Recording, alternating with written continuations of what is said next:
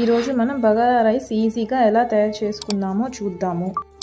ముందుగా తరిగి పెట్టుకున్న ఆనియన్స్, కొత్తిమీర, పుదీనా, టమోటా, పచ్చిమిర్చి 3 తీసుకోవాలి.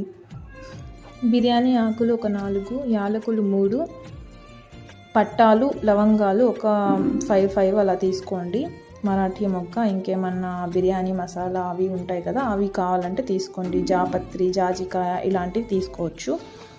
తర్వాత ఒక పెద్ద దబరా తీసుకొని 1 కేజీ నేను తయారు చేస్తున్నాను. 1 కేజీకి నేను చూపించిన మసాలాలన్నీ వేయాలి. అంటే యాలకులు ఇవన్నీ చూపించాను కదా స్టార్టింగ్లో, అవన్నీ వేసి నూనెలో బాగా వేగనివ్వాలి. దాని తర్వాత ఆనియన్స్ వేసి మంచిగా రెడ్డిష్గా వచ్చేటట్లు ఫ్రై చేయాలి. చిన్న స్పూను సాల్ట్ వేసుకోండి. అది కల్లుప్పైనా అవ్వచ్చు, నార్మల్ సాల్ట్ అయినా అవ్వచ్చు.